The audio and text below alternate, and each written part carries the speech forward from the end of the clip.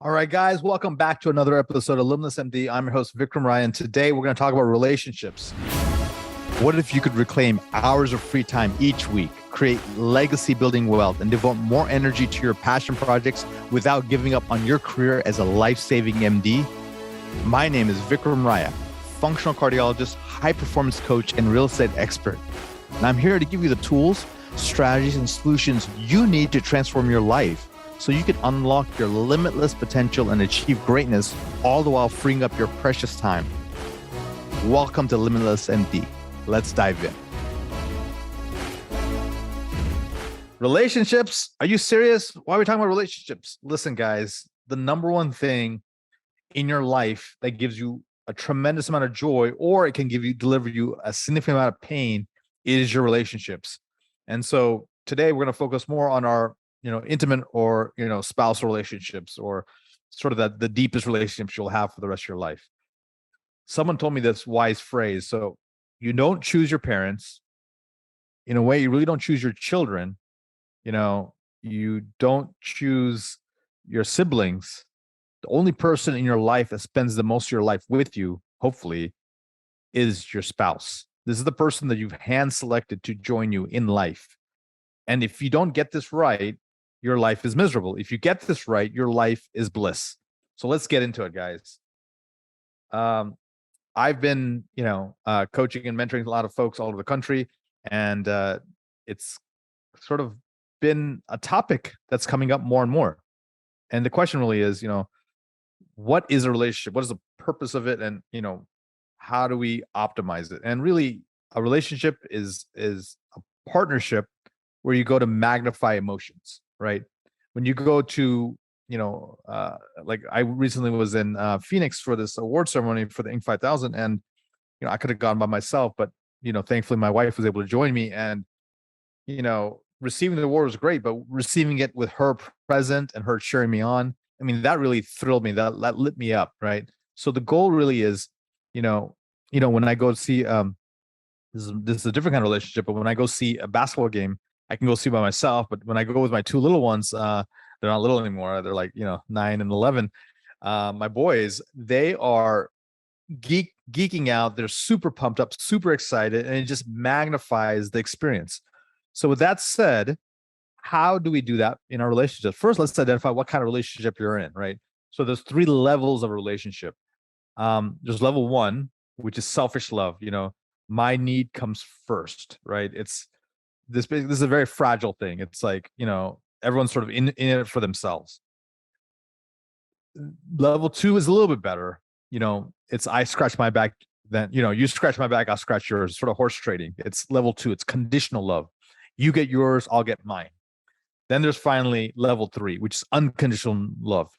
You are literally figuring out how to support, love, and elevate the other person, and you're not looking for a payback. You're not looking for a return, because just filling them up with love is your joy. And again, this is the most rarest level, but that's where all the juice of life comes from. That third level, level 3, unconditional love. So let me ask you, in your relationship with your husband, with your wife, with your spouse, with your partner, with your girlfriend, with your boyfriend, with whoever you have in your life, are you level 1? Is it selfish love? And this is a very, fragile kind of thing. It's basically, it's like everything is at checks and balances. It's tallied. It's, it's really done with a calculation in mind. Level 2, conditional love. Hey, I'm going to support you as long as you continue to support me. Or is it 3, unconditional love? You know what? I'm going to do anything. I'll give my right kidney to that woman. I love her, and it doesn't matter what, right? So when you're looking at relationships, you want to look at the position of your relationships. So it's a good idea to know where you are right now. So there's only 6 positions you can be in a relationship. All right. And once you understand where you are, you can sort of get an idea of where you want to go. So remember, clarity is power. And once you have power, then you can make progress. So position 1 is you have a beautiful, magnificent relationship. You have love, you have passion, spontaneity. You're in the zone. It's amazing. And this is a great place to be. So if you're here, congratulations, kudos. You can turn off the podcast. You're good. Position 2, you're in a relationship with love, but little or no passion, right? So you love the person, but the juice, the fun, all that's it's not there anymore. It used to be there, or it's limited. It comes in spurts and fits. You may have had passion in the past, but it's now you just are comfortable. Uh, Position 3 is a relationship without much love or passion, right? So you're sort of roommates. You guys have a understanding. You live together. You know, you enjoy each other's company, but you find joy outside of the relationship, whether in work, whether in other partners, whether in your children. The deep emotional involvement that is needed for a powerful relationship is not there. Okay. Number 4, position 4, you're planning your escape. That means you've been in position 3 for so long, and now you're actually saying, you know what, this is a dud. This is not happening. And you're trying to figure out what to do. Maybe you're waiting for the kids to leave for college. You're waiting for a change in your financial situation. And you know, you like to go up to 1 or 2, but it just doesn't seem possible with this relationship. And so you're like wondering, should I try to salvage this, or maybe it's time to go? And you're wondering, I don't want to let the rest of my life just waste away. Let's do something about this relationship. So you're planning your escape. Position 5, you're not in a relationship, but you want to be in one. And position 6 is you're not in a relationship and you don't want to be in one. So position 5, we know a lot of people, and that's sort of self-explanatory. But let's talk about position 6. This is a position of safety. You've been burned. You've had PTSD. You know that the last 4 relationships have ended in pain and tragedy, and you're not excited to go through the process again. And perhaps the reason is yourself. You keep shooting the same type of people over and over and over, and you wonder, hey, how come I keep getting the same results? And so that is a tough place to be, but it's an honest place to be. So once you understand that you're in this place, it's a lot of self-work and a lot of uncovering your own internal programming to figure out what's next. Because in the end, we all want to be in some kind of relationship, right? We're meant to have some kind of love and connection in our life, whether it's our creator, whether it's with the people we love, people on our team. But companionship is needed. And they've done a study on the people who are the most happy in life. And this was a Harvard study. It was done over like 50, 70 years. They found that it's not money, it's not location, it's not status. It's really powerful, lasting relationships are really what give the most joy in life. So you may wonder, what is the purpose of relationships? We talked about it already. It's the purpose of relationship is to magnify your human emotion and your human experience. Okay. And now the question really is, how do I improve this? And I just thought about it, and I've been doing some research on this, and let's just do this. Okay. This is a way where we're going to get you to be sort of more present and more heartfelt toward your spouse. So for men, for example, you want to look into her eyes, and this is a presence exercise. You want to look into your, spouse, relationship person, significant other's eyes, and really go deep and see, understand her emotions, see what she's not what she's saying, but what she's actually thinking about. Understand her feelings, even if they're negative or they're against you. That's okay. Just understand it. Don't try to change it. Don't try to fix it. Don't try to come up with explanations. Be present with her. Maybe you're holding her, maybe you're hugging her, maybe you're just sitting there and actually being truly present. It's very difficult. It's very difficult to truly listen, right? You may and hear a person, right? Because either you're zoning out, you're already coming with defenses, excuses, you're trying to create justifications instead of just actually listening to her. Don't posture, don't position, don't worry about what you look like. Just focus your total intention and feeling, understand her. And I think this is going to be very powerful. You'll make a kinesthetic connection. You'll make an emotional connection. You'll make a heartfelt connection. And for women, it's more of a heart exercise, right? And it's go to your heart and let it open. So it's like feel that person's presence, that the man in your life, that presence. And don't worry if he's distracted, scared, stuck. Just listen to him, understand him, and and and speak clearly, plainly, and let him present to you his challenges, his concerns, his worries, and don't bite his head off. Don't trigger him, and praise him for his courage to come forward and share his feelings truly with you. And after he's done and you're giving the full presence, have some kind of connection, hug, kiss, praise. And this is super important.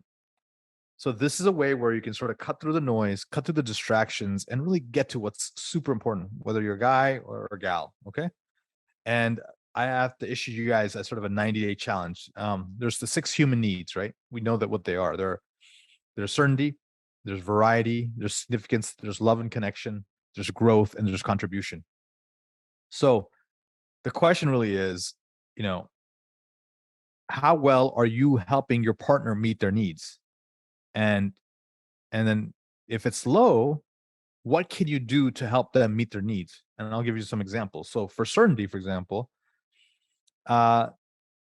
if the female is upset, and again, I know there's all sorts of gender switches, male, male, male, female, female, female, female, male. I get it. It's basically the other person. Okay. And even when there's a male, male or a female, female, there's masculine, feminine. So I'll put that out there, but let me just use sort of traditional terms because it's very difficult to try to go through all the variations. Okay. For certainty, if you have a masculine energy, show up for the feminine energy, by giving understanding, not criticizing, not provoking, but just, hearing that person.